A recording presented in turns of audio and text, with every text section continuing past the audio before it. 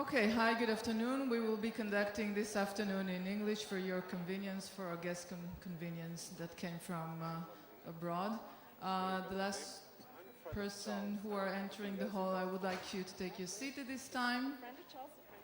We will have exactly an hour and 5 minutes for this afternoon discussion before the President of Israel will join us at exactly 5:15.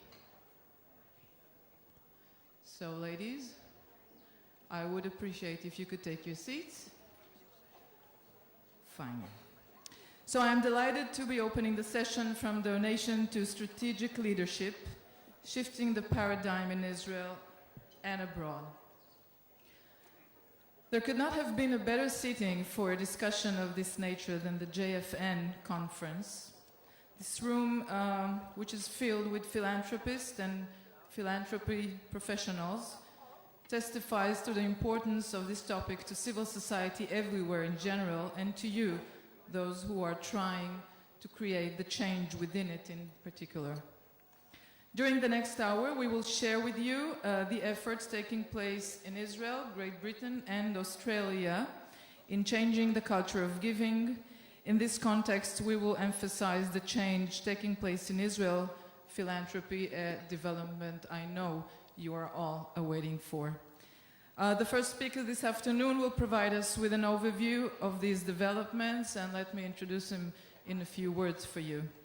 Shuki Ehrlich is a veteran of the software industry in Israel and now an active social investor, member of the executive board of Israel Venture Network, a board member of Tseva, Youth Building the Future, and a member of the steering committee of the Center for Lay Leadership in Israel, which is part of JDC and other organizations.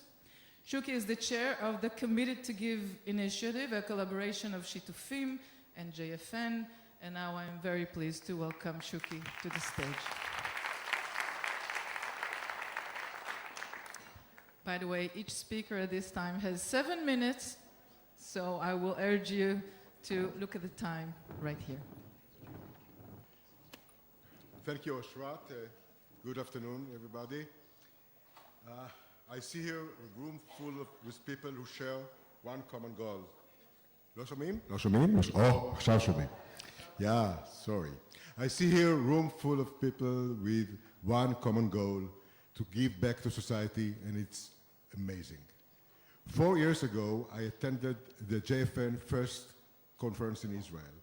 I remember that the main theme of philanthropists from overseas was the demand from their Israeli colleagues to be more active and give more. Today, we can look back with some satisfaction at the change Israeli civil society has undergone in recent years. Our society has shouldered more of the responsibility, and donors have become more involved in leading change and in developing the strategy to promote it. Furthermore, we have witnessed the expansion of infrastructure to support civil society and to foster effective philanthropy. There are many activists who deserve to be mentioned today for their work to advance Israeli society, but I won't mention any names so as not to forget any of these very special individuals. During tomorrow's study tours, you will be able to witness with your own eyes the fruits of their work. However, even as we express our appreciation for these people and our gratitude for their work, it becomes evident how relatively small this group is. Using JFN's benchmark for significant private giving, a minimum of $25,000 per year on an ongoing basis, it is estimated that approximately 1,000 Israelis meet this standard.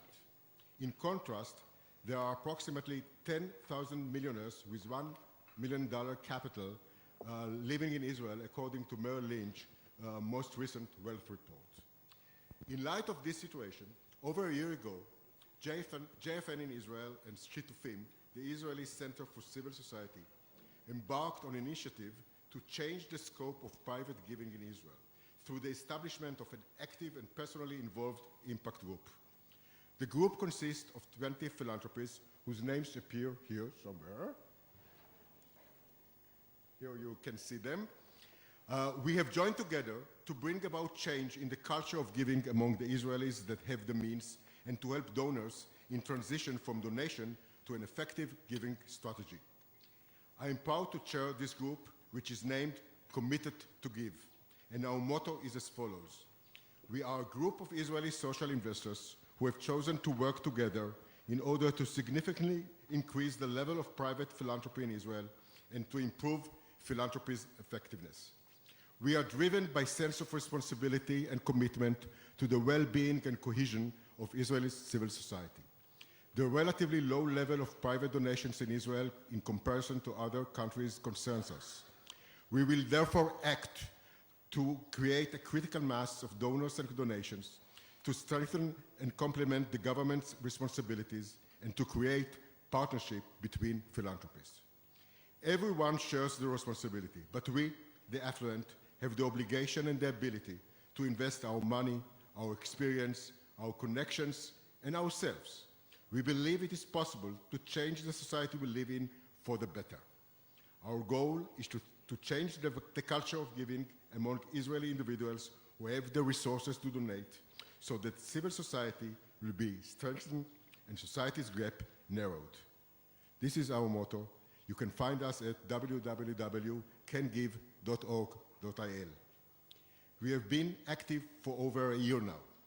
We have analyzed the motives and obstacles for giving. We have established a steering committee as well as committees for branding, measurement, and ethics. We have built a strategy, a detailed work plan, and a budget. And today, right here, in the most appropriate place, we are launching this initiative. In today's panel,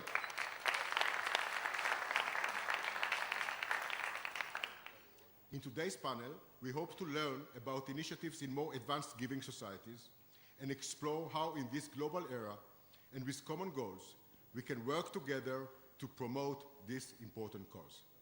Thank you.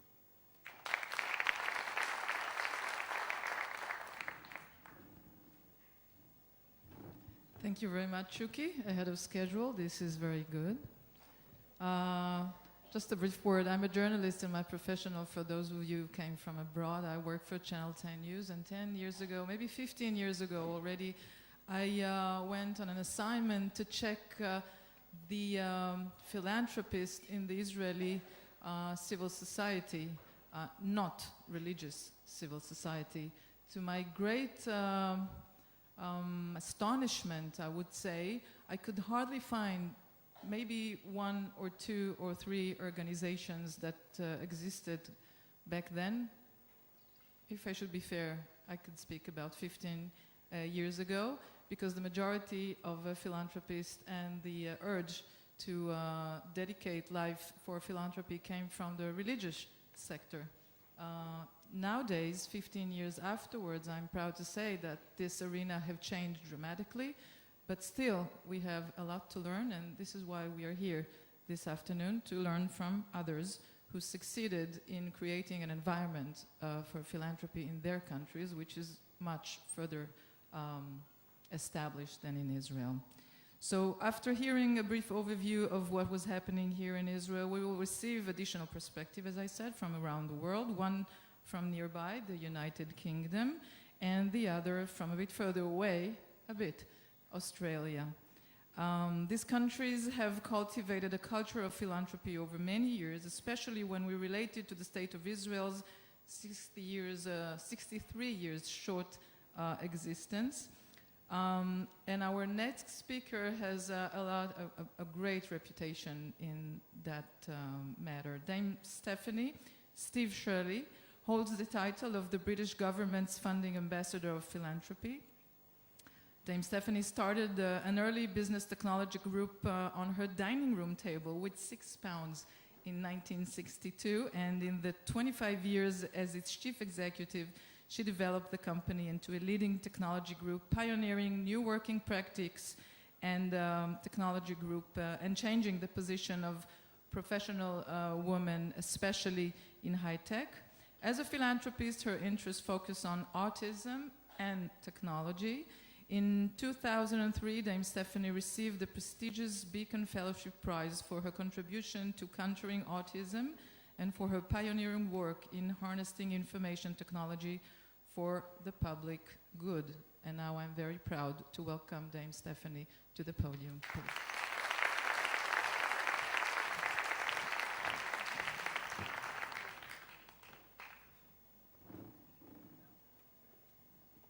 Good afternoon, ladies and gentlemen. Directly there, right, okay.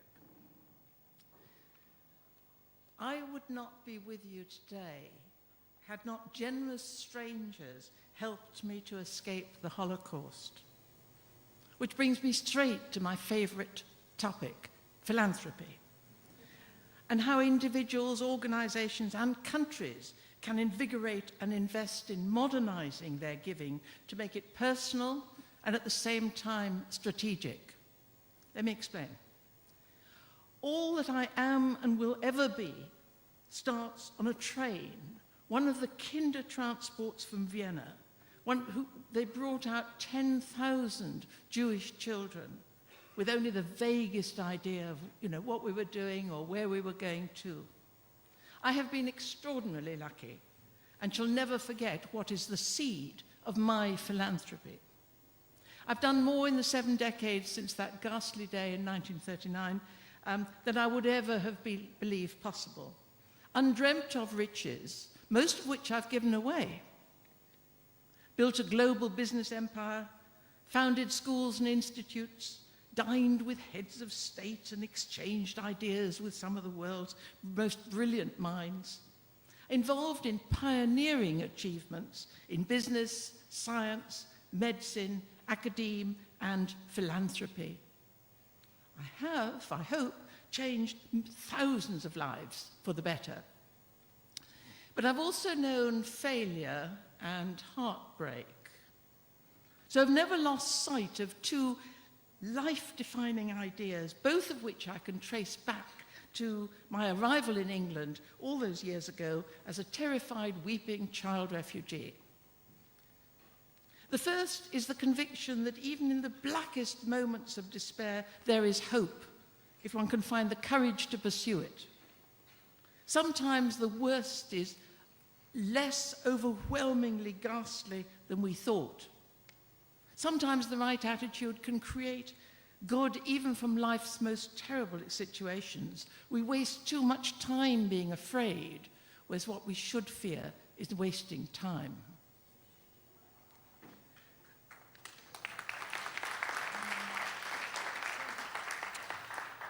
My second idea is the conviction that even when I was ostensibly lost everything when my parents sent me away to safety, I was not just the victim of cruelty and bigotry. I was also the fortunate beneficiary of the unearned generosity of many kind people. The Quakers and the Christian activists who set up the kinder transports, the Quakers who kept the projects going when it ran out of money, the Catholic nuns who helped to educate me, and the quiet Anglican couple who in England who gave me a home, took me into their home, and indeed into their hearts. All good strangers who took it upon themselves to help me. Once I digested the fact that the implications of that, a simple resolution took hold of my root, and I had to make sure that mine was a life that was worth saving. And the ideas that I wish to share with you today on philanthropy and how to invigorate a giving culture all stem from that personal journey. Giving is an expression of individual beliefs. Whatever the motivation, I believe that giving should strive to be proactive, ambitious, and focused on results. The money may be important, but the passion and the human touch must also be there, so as not to patronize beneficiaries. And I know from having received charity myself how easy it is to feel patronized. And what's the fun of leaving a legacy? Modern philanthropists have donors actively involved. They leverage their money with their time, skills, and contacts, and therein lies the pleasure of giving. I feel much more fulfilled as a social entrepreneur than ever I did in the 31 years I spent making money. Giving and the service of others has made my wealth significant. And the more I give away, the richer my life seems to become. Of course, if you represent a long-established foundation and are giving other people's money away, you're a professional, hopefully a learning one, making decisions of enormous value. And in these circumstances, I think there's an imperative to be strategic in your giving. Mainly, I give through the Shirley Foundation. Its mission is to be pioneering. We never do more of the same, no matter how worthy. And of course, pioneering projects can and do fail, and if they were all successful, I'd reckon we were not taking enough risk. And we aim to be strategic. What do I mean by that? From my perspective, a strategic project has the potential to make a real difference, one that produces tangible results, even against the sea of need. I started off giving anonymously, but now believe wholeheartedly in speaking publicly about giving, my giving, and giving in general. And if I don't talk about how and why I give, how can I persuade somebody else? And a society needs models, strong models, to display personal vision and leadership. And this is how you grow giving. You talk about it, as we're doing all today. One theme of my time as the British ambassador for philanthropy was to give philanthropists a voice into government, into the media, as well as the non-profits that philanthropists support. And governments need to hear that voice. Otherwise, the politicians believe that when they have to make cuts into services, they can abrogate their responsibility and the philanthropists will step in and save the day. Some naive governments, much as our own in the UK at the moment, think that's how giving works. But giving is voluntary. The media should have a more sophisticated approach to reporting on philanthropists, to find a way to value as well as critique our work. And the only way they're going to do that is if we openly engage with them. And those of you leading non-profits, you need to encourage your donors to voice their support and so become models of inspiration for others. So I want you to take away 3 things. 1, be strategic in your giving. Make a difference. 2, provide a role model. Be prepared to stand up and be counted. And always, but always, be humane. Thank you very much.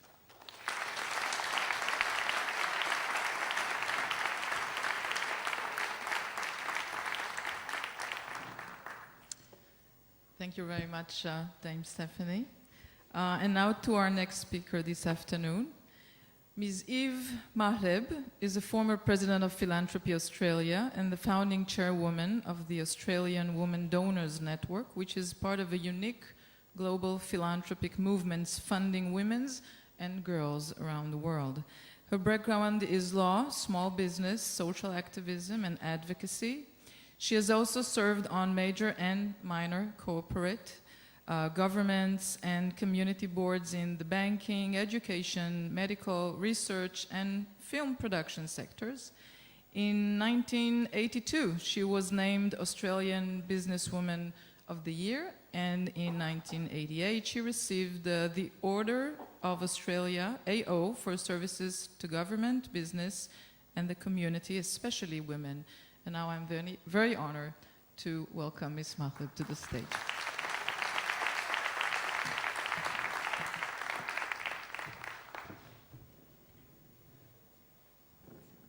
Thank you so much.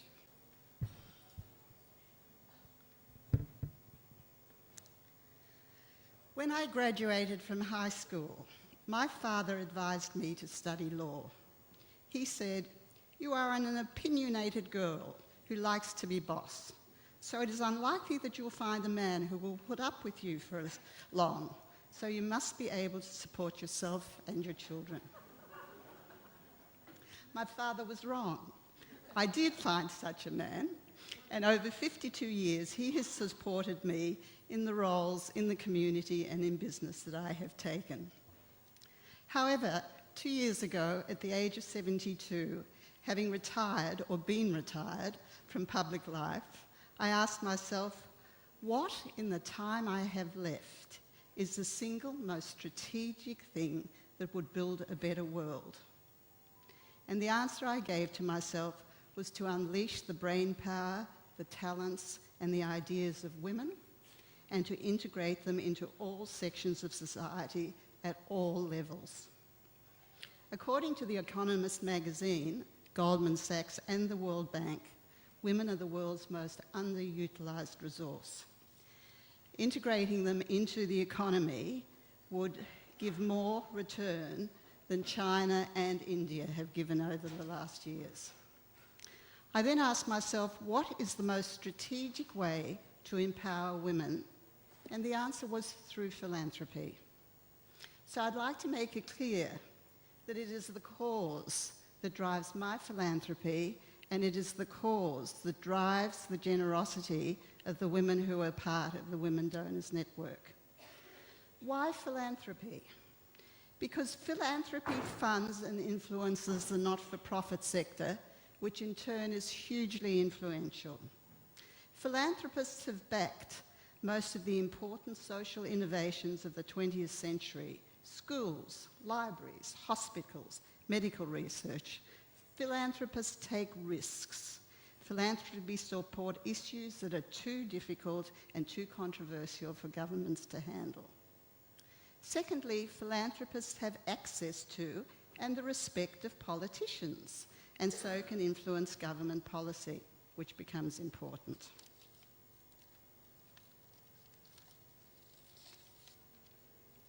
Thirdly, an increasing number of philanthropists are women. 47% of those considered affluent in the United States today are women. So having connected my ideas of empowering women with philanthropy, I founded something in Australia called the Women Donors Network. The Australian Women Donors Network is a loose network of women, not a network of loose women, who fund projects which invest in women and who practice gender-wise philanthropy. What is gender-wise philanthropy? Gender-wise philanthropy injects gender consciousness into gender-neutral causes such as youth, sport, homelessness, the arts, and medical research. It addresses the unconscious bias that often marginalises or excludes women from participation in many not-for-profit sectors. It is not anti-men or anti-boys. It just encourages non-government organisations to design projects to be inclusive of women and girls, or just to be transparent if they are not. I don't have time to give you examples.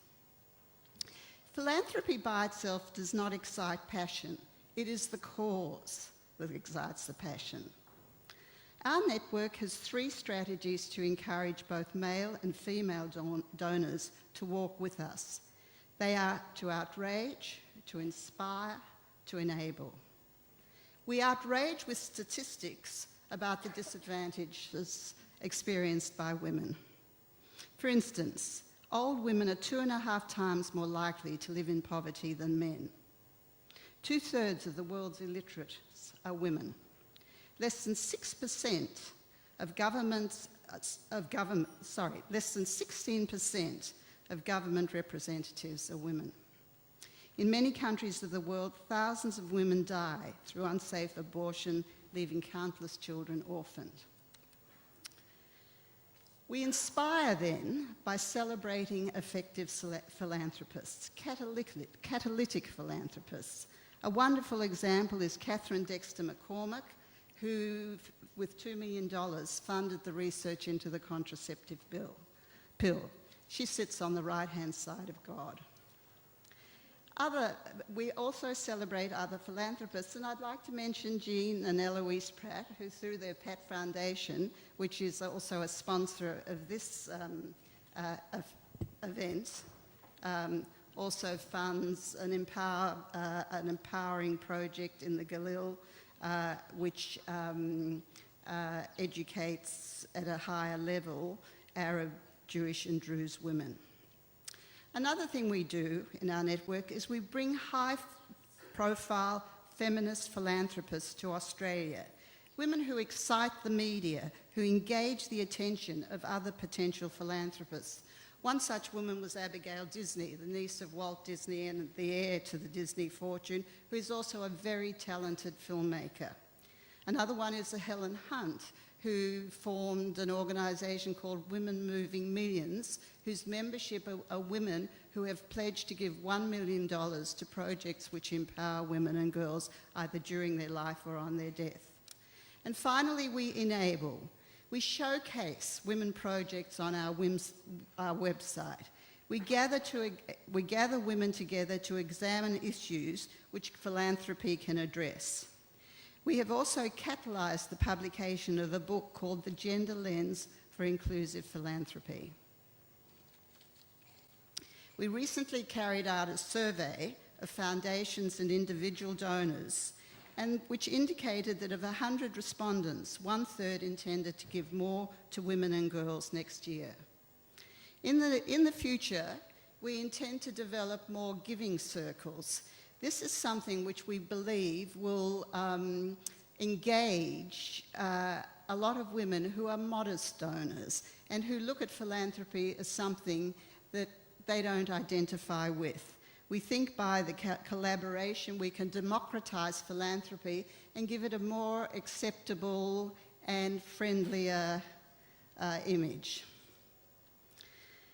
Well, it is accepted now, I think, throughout the philanthropic and not-for-profit sectors that when you fund a man, you fund a man. When you fund a woman, the benefit spreads to her children, the family, the community, and eventually the whole of society. Jennifer Buffett, the daughter-in-law of Warren Buffett, explained it. She said, "We women are half the population and the mothers of the other half." We are the route to building a better world. Thank you.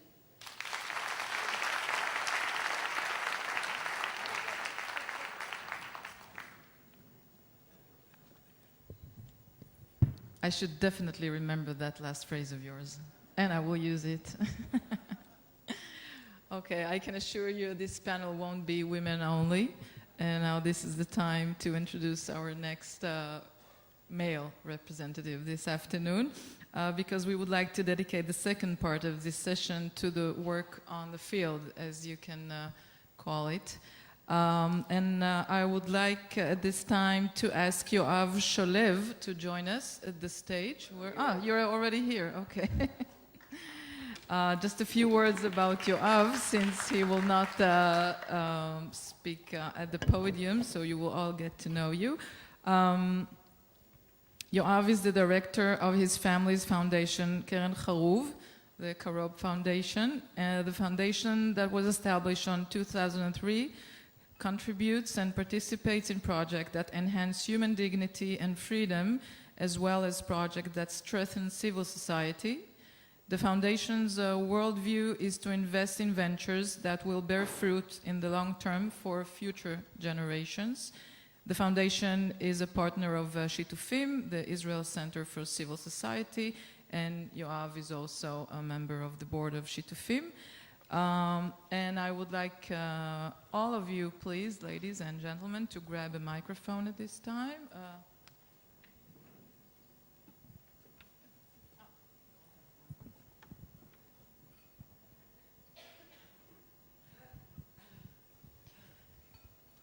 So if you can tell us a little more about yourself, because we don't know you so well. And the first question for you will be, what made you choose this path of active philanthropy? I think it's a process. First of all, as an entrepreneur,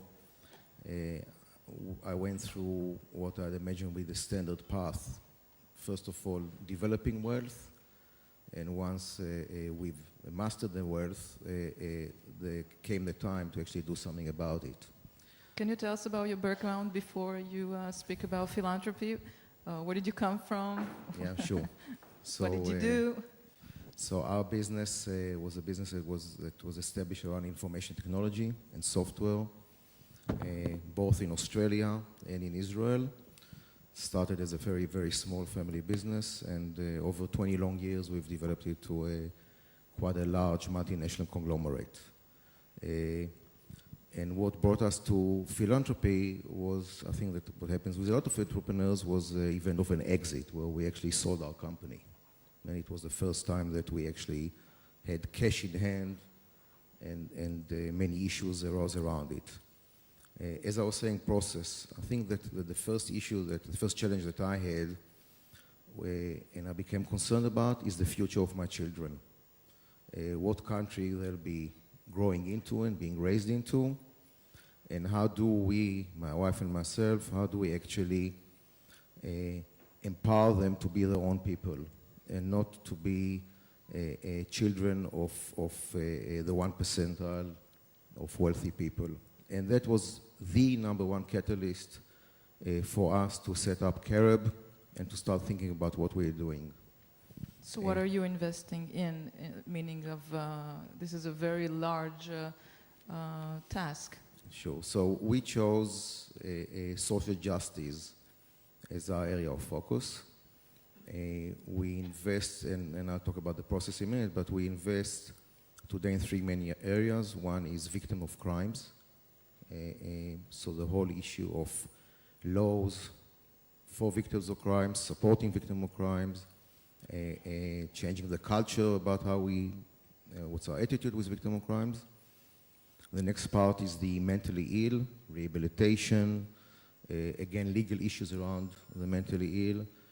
And we do several women empowerment projects in refugee camps in Southeast Asia and a little bit in Africa. Also abroad, not only, I mean, you're working also abroad. Yes, we do. We work abroad.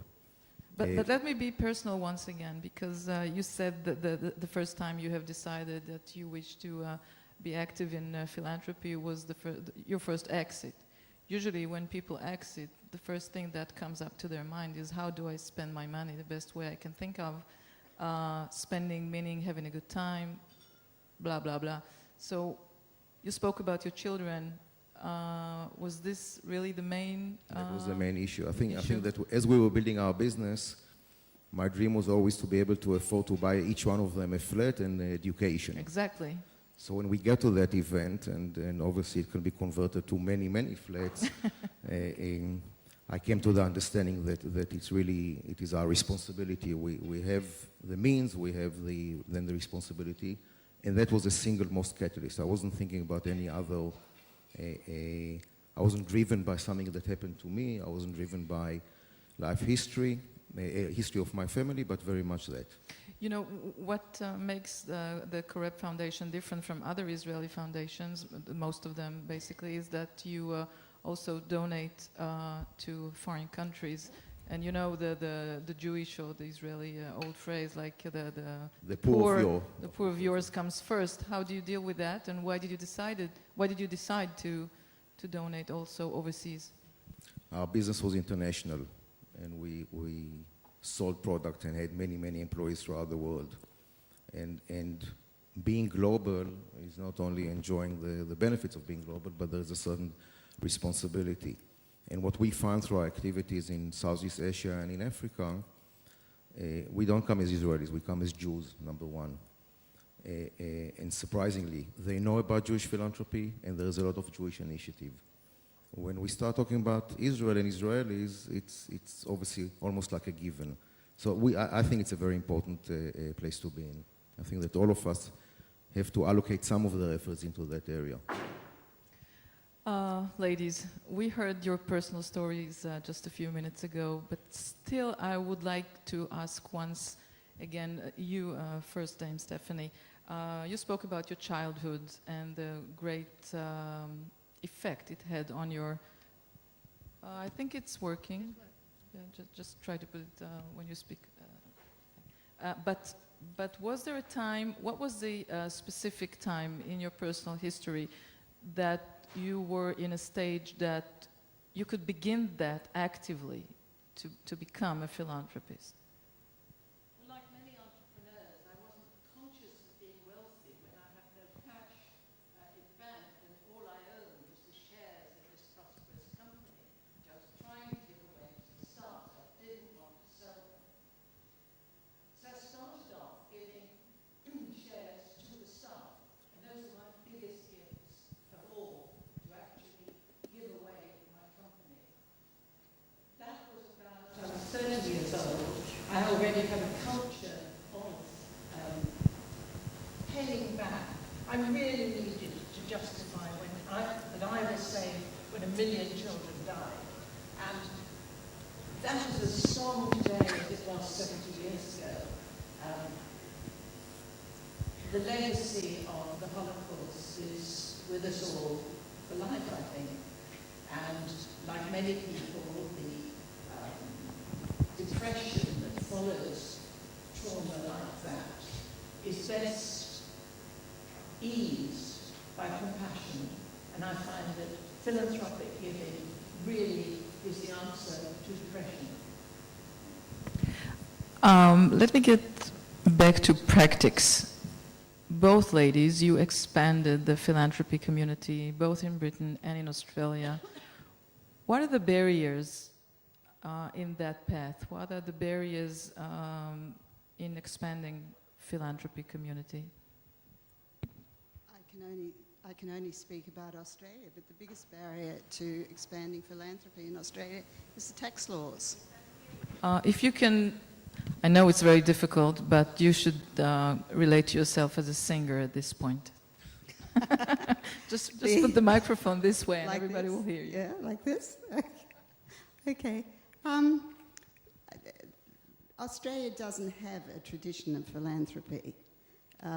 We look to government. Australia was founded by government, unlike the United States, which was settled by individuals and the government followed. In Australia, the government went first and individuals followed. And as a result, we look first to government for much of the social sector. But the second factor is that in Australia, we have no death duties or estate duties. There are no death taxes. So in the United States, there are very heavy death duties. And so people would rather give their money away and have some control over what they do with it, rather than give it to the government to do. So how do you deal with that? How do you deal with that difficulties? Australia? Yes, because we share some of the problems here too, because people are still expecting the government to work for the wealth of the public. So how do you deal with that Well, I question? don't think there's all that much that Israel can learn from us, because I think we're almost in the same position.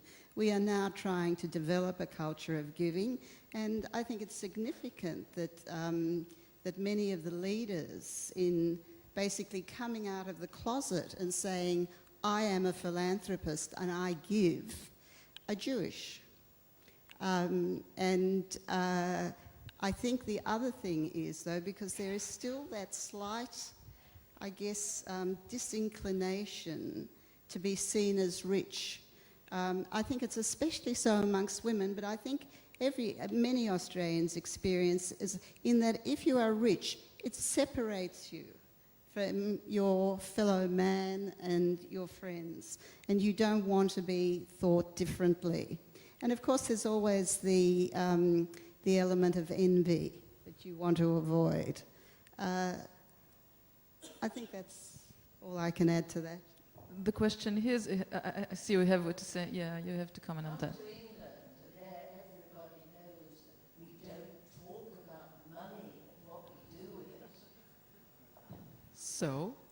So how do you work with this cultural? That has to be a culture that changes.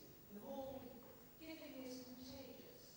If one person talks about it, 5 or 6 people will say, I can help with that. What about so-and-so? Let me help with that. And it is contagious, and it just takes time to get that culture of giving out. So I think one's not talking about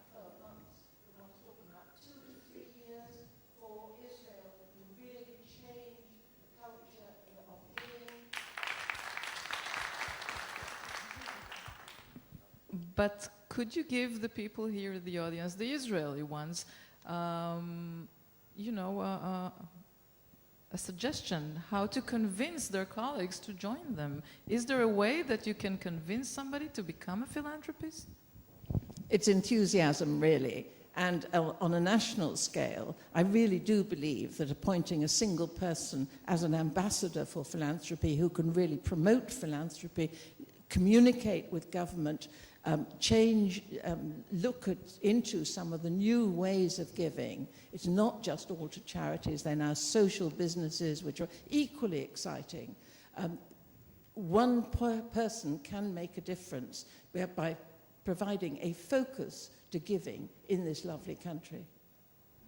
Ms. Mahlab, you spoke about stepping out of the closet of giving, and I'm sure you have felt it also, because in Israel especially, it is not customary to come up and declare, I am a philanthropist. You're supposed to do it very quietly.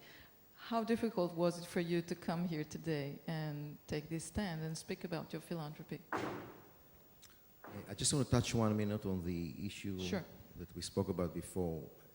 The Impact Group, our philanthropy Impact Group that I'm a proud member of, has spent the last 12 months and a large part of it on trying to actually analyze what are the barriers to philanthropy. Because we took upon ourselves, as Shuki said before, 2 simple tasks, I'd call it in inverted commas obviously. One is to help 1,000 philanthropists come into the culture of philanthropy and giving. And the second one is to start dealing with the cultural change. And our problem in Israel is culturally number one. We have found that the barrier is around the image of philanthropists. I don't know if it is the same in the US, in the UK and Australia. The image? The image of philanthropists in Israel is very poor. When you talk about philanthropists, our study of the Impact Group showed that people connect philanthropy to government and the connection between government and money. We saw that the culture of, according to research, the culture of of volunteering in Israel is very low compared to the rest of the world. So we all think that we are volunteers, but Israel is very, very weak on that area. We discovered that there's a lot of mistrust for non-profits. So the issues that we are facing and our barriers are quite big. I mean, there is a major gap that we need to go through in order to actually change the culture and get people. It obviously starts with volunteering, it starts with trust, it starts with effectiveness and transparency. Now coming back to your question, sitting in the group and going through the process, and it's a fascinating process to sit with 20 philanthropists, and some of them might have been much, much longer than me in this thing, to see that we're facing the same challenges, to see that not only our personal challenges, but the same problems that we have with our own non-for-profits are common.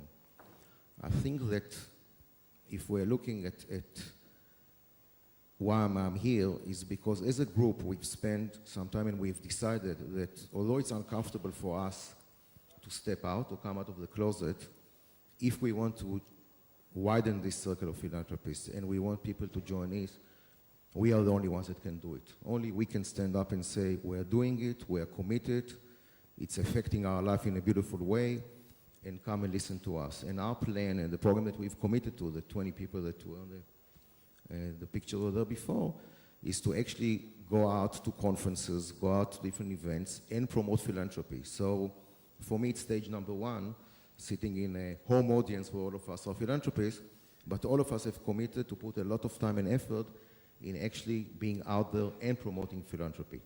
I was wondering, you said before that your research has proven that Israeli philanthropist has a bad reputation or a bad image. How come? I mean, it's something very surprising. What do you mean by bad image? As I said, there are three things that come out. One is the connection between wealth and government. A lot of people see that philanthropists are donating in order to enhance the relationship with government. Hon Shilton thing. Yeah. Okay. The second one is the issue of the non-for-profits are not effective, they are not doing their job.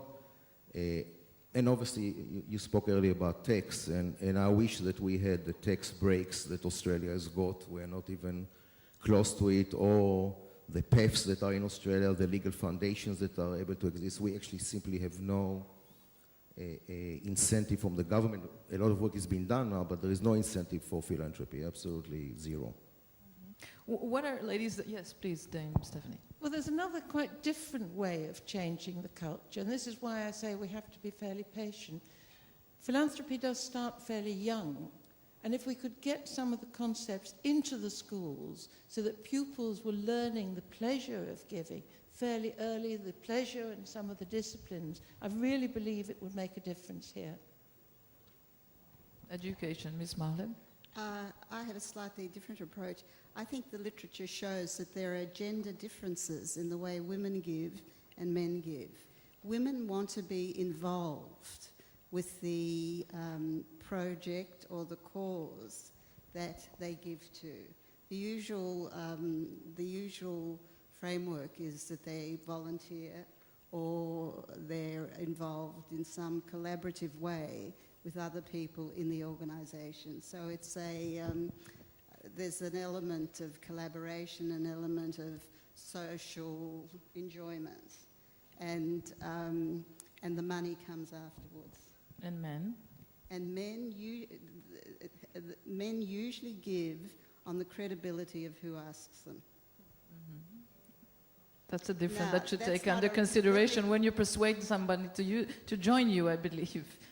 It's a different whole strategy. But Let me say they're not rigid, but this is what the literature says. okay, what three elements, what three things should happen in order for more individuals to join you? If you can phrase three major things that can cause this change in joining philanthropy. Well, I think we've all given several, but I mean, some of them are somewhat repetitive. Clearly tax, clearly speaking out about your giving, and I do believe that getting it into the schools would really help the culture. That's one thing. Oh, I'm sorry, I couldn't hear the other thing. I think word of mouth is very important. If someone I respect says that he or she is funding something and would I come along, I'll come along. Another thing is it has to be fun. It has to be relevant. I personally believe that philanthropy is really quite selfish. In my own case, like Dame Shirley, I'm a refugee from Nazi Germany. And again, my father told me that social justice was incredibly important because when people are unhappy, they blame the Jews. If people are economically disadvantaged, they blame the Jews. So it was in our self-interest to give. And so for many years after my parents came to Australia, they weren't in a position to give at all.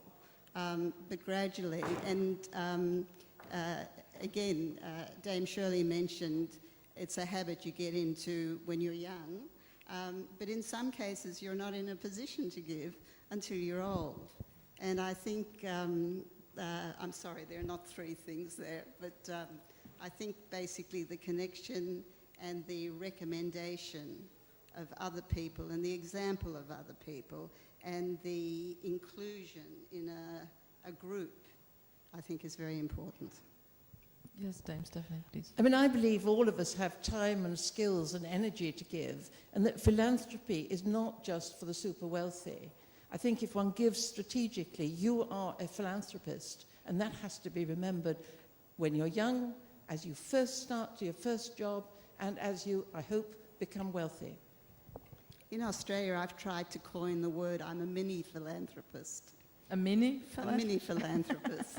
There's someone who perhaps gives more modestly or gives regularly at a small amount or combines giving with a lot of volunteer activity. The day after you have chosen this initiative, did you encounter any challenges or opportunities that you wasn't aware about before? The main challenge I had was of expectations. It was government appointment, though I'm non-political, and they expected me to write reports. Now, this is not something that I really do. I'm a doer. I create things. I start things from scratch. So they were disappointed. I felt irritated because there was this pressure to do something that I was incapable of doing. And that was the main change that hit me when I accepted that appointment. I grabbed it on the offer. 5 minutes. Yes, of course I'll do it. Reports, write reports. What was your thing that you didn't encounter before, your challenge after taking this initiative? I'm sorry, I don't understand. Say it again. What was the challenges or opportunities that you have encountered after you began your initiative as a philanthropist? Something that you didn't think about before? I think the challenge was just engaging more people and getting the media on side so they could understand what we were on about, and talking to other people. I think around the same time we became members of the Jewish Funders Network in Australia, and again it created a social network of people, of like-minded people who had the same values, and who led by example. Yoav, what are the challenges that you have been encountering? I think that my first challenge was the fact that none of my friends that had the ability would actually support any of my causes. I was absolutely amazed. And how do you deal with that?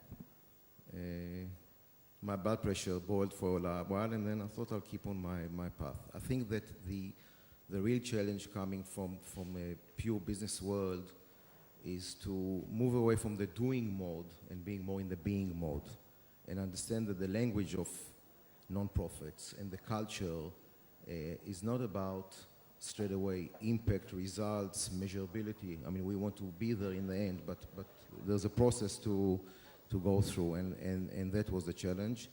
And the third one, and that is why I've joined Shitufim, is to understand that philanthropy has got many aspects to it.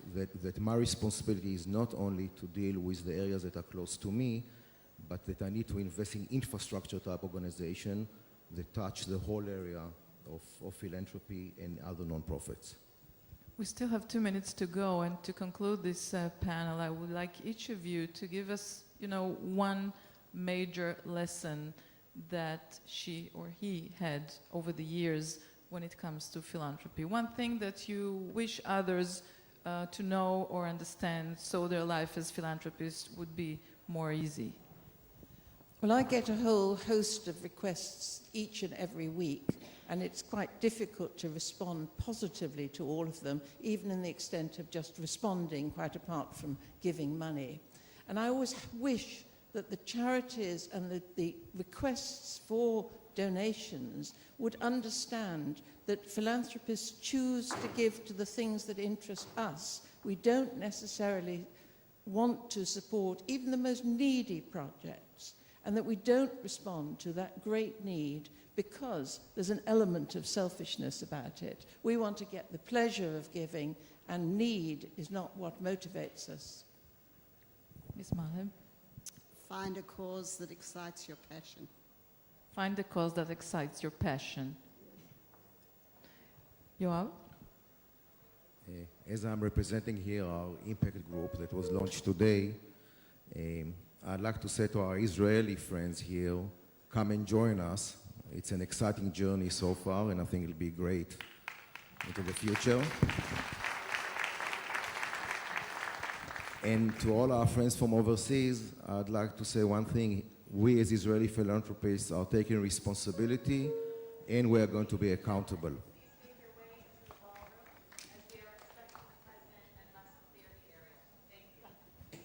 Okay, she just took the words out of my mouth. Anyway, thank you very much, Yoav, Shirley, Ms. Mahlab, Dame Stephanie. It was a great pleasure hearing you this afternoon. And to our Israeli new initiative, all the best in your journey.